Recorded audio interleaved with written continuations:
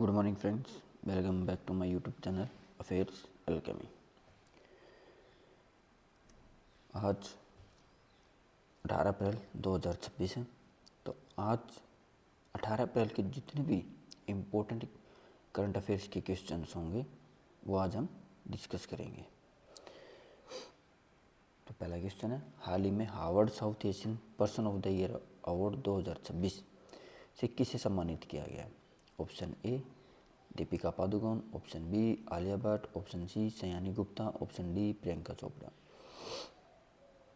तो इसका सही आंसर है ऑप्शन सी सयानी गुप्ता। तो हाल ही में सयानी गुप्ता को हार्वर्ड साउथ एशियन एसोसिएशन द्वारा south Asian person of the year 2026 award दिया गया है।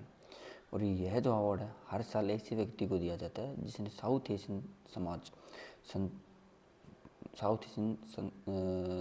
के समाज, संस्कृति या पहचान को वैश्विक स्तर पर मजबूत किया हो, इंटरनेशनल लेवल के ऊपर उसको दर्शाया हो या फिर उसको कुछ। तो जो सयानी गुप्ता है को यह सम्मान जो मुख्य रूप से इन कारणों से मिला है कि उन्होंने फिल्मों में और वेब सीरीज में उनके दमदार अभिनय के लिए, महिला अधिकार, समानता और सामाजिक मुद्दों पर खुलकर आवाज़ उठाने के लिए और साउथ एशियन रिप्रेजेंटेशन को अंतर्राष्ट्रीय स्तर पर बढ़ावा देने के लिए। इस तरह यह जो अवार्ड है सिर्फ अभिनय के लिए नहीं है बल्कि उनके ओवरऑल सोशल इम्पैक्ट और इन्फ्लुएंस के लिए दिया गया। तो हाल में सयानी गुप्ता को हाल ही में हार्वर्ड साउथ एशियन एसोसिएशन द्वारा, क्वेश्चन ऐसे भी आ सकता है कि Harvard South Asian person of the year award 2026 कौन देता है? तो ये हार्वर्ड साउथ एशियन एसोसिएशन देती है। नेक्स्ट क्वेश्चन, हाल ही में पहला CAPF conference, central armed police forces conference किसके नेतृत्व में आयोजित किया जाएगा? Option A Rajnath Singh, option B Amit Shah, option C Narendra Modi, option D Ajit Doval. तो इसका ऑप्शन आंसर है ऑप्शन सी नरेंद्र मोदी। तो जो हाल ही में है हमारे माननीय प्रधानमंत्री श्री नरेंद्र मोदी जी के नेतृत्व में पहली बार CAPF central armed police forces conference जो है आयोजित करने की घोषणा की गई। और यह जो कॉन्फ्रेंस है किस लिए इम्पोर्टेंट है, किस लिए मतलब खास है, क्योंकि यह पहली बार सभी जो CAPF में आते हैं जैसे CRPF, BSF, CISF आदि जितने भी एक्सेट्रा हैं एक साथ उच्च स्तर पर बैठक करेंगे। एक साथ जो एक हम कह सकते हैं कि इसका जो पर्पज मेन वो इंटरनल सिक्योरिटी को और मजबूत बनाना है। और इस कॉन्फ्रेंस में मुख्य रूप से जो मुद्दे होंगे, जो इश्यूज होंगे उनके ऊपर चर्चा होगी। वो क्या इश्यूज हो सकते हैं, क्या ओपिनियंस हो सकते हैं, वो हैं कि अलग अलग सुरक्षा बलों के बीच बेहतर कोऑर्डिनेशन कैसे हो, आतंकवाद, नक्सलवाद और सीमा सुरक्षा से जुड़ी रणनीतियाँ बनाना, नई टेक्नोलॉजी और जो मॉडर्न पॉलिसी मेथड्स है उनका CAPF में कैसे हम यूज कर सकते हैं। नेक्स्ट क्वेश्चन, विश्व में हीरों का सबसे बड़ा उत्पादक देश कौन सा है? Option A Bharat, option B रूस, ऑप्शन सी दक्षिण अफ्रीका, ऑप्शन डी ऑस्ट्रेलिया। तो इसका सही आंसर है ऑप्शन बी रूस। तो विश्व में सबसे बड़ा हीरों का उत्पादक देश रूस है। तो यहाँ जो है साइबेरिया क्षेत्र में, यहाँ जो रशिया की अगर हम बात करें रूस की, तो यहाँ एक साइबेरिया क्षेत्र है, उसमें बड़ी बड़ी हीरे की खदानें हैं जहाँ से भारी मात्रा में हीरे निकाले जाते हैं। रूस की जो प्रमुख कंपनी है एल रोसा वैश्विक स्तर पर हीरों की आपूर्ति में महत्वपूर्ण भूमिका निभाती है। और आप साइड में देख सकते हैं टॉप 10 कंट्रीज जो है वो डायमंड प्रोडक्शन की वो ये है। नेक्स्ट क्वेश्चन, हाल ही में structured player contract model launch करने वाला भारत का पहला क्रिकेट संघ कौन बना है? Option A BCCI, option B Delhi and district cricket association, option C Mumbai cricket association, option D Karnataka state cricket association.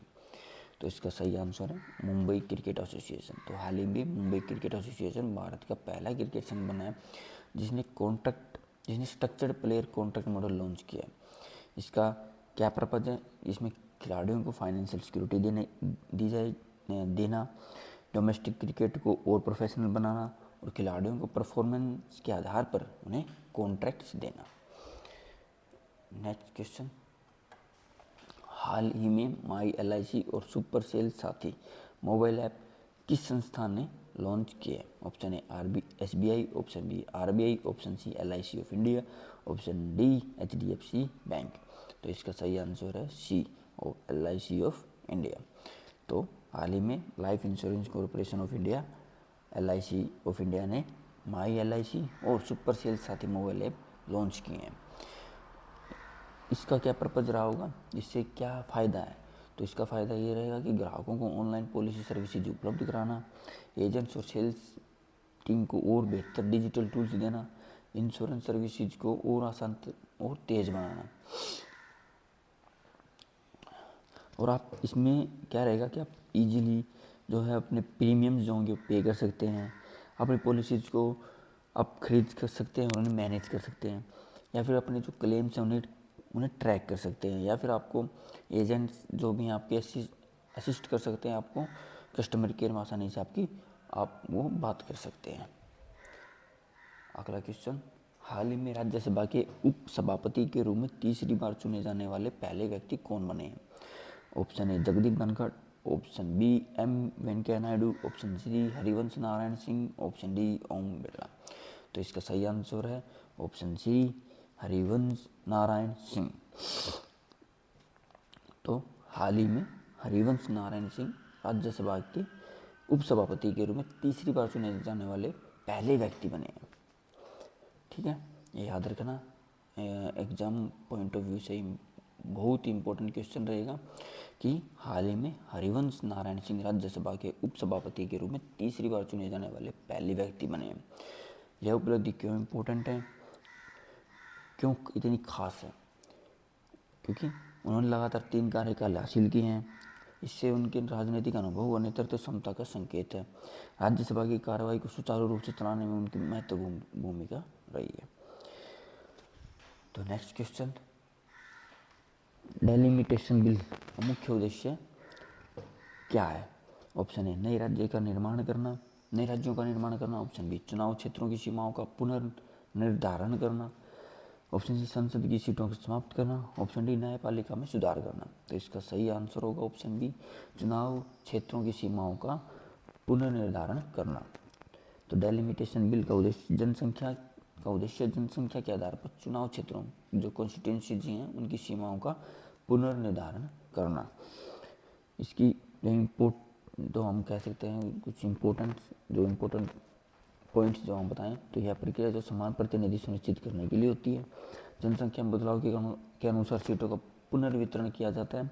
इससे चुनाव प्रणाली अधिक संतुलित और निष्पक्ष बनती है। तो हाल ही में हमें पढ़ा था कि जो अभी लोकसभा की सीटों को बढ़ाने के लिए प्रस्ताव पेश किया गया था, जो कि 543 से 850 करने का एक प्रस्ताव पेश किया गया था सेंट्रल गवर्नमेंट की तरफ से। तो उसी चीज़ के लिए ये तो डेलिमिटेशन जो है वो कहेंगे किसी, वो डेलिमिटेशन वही है कि जनसंख्या के आधार के ऊपर चुनाव के जो क्षेत्र हैं, जो कॉन्स्टिट्यूंसीज हैं, उनकी सीमाओं का पुनर्निर्धारण करना, वही है लोकसभा की सीटों को बढ़ाना। Next question, world haemophilia day हर वर्ष कब मनाया जाता है? ऑप्शन ए 7 अप्रैल, ऑप्शन बी 17 अप्रैल, ऑप्शन सी 14 जून, ऑप्शन डी 1 दिसंबर। तो इसका सही आंसर है ऑप्शन बी 17 अप्रैल। तो वर्ल्ड हेमोफीलिया डे हर साल 17 अप्रैल को मनाया जाता है। इसका पर्पज़ होता है हेमोफीलिया और अन्य जो ब्लीडिंग डिसऑर्डर्स होते हैं के बारे में जागरूकता बढ़ाना। तो इस साल जब वर्ल्ड हेमोफीलिया जो डे बनाया गया 17 अप्रैल को, उसकी थीम क्या थी?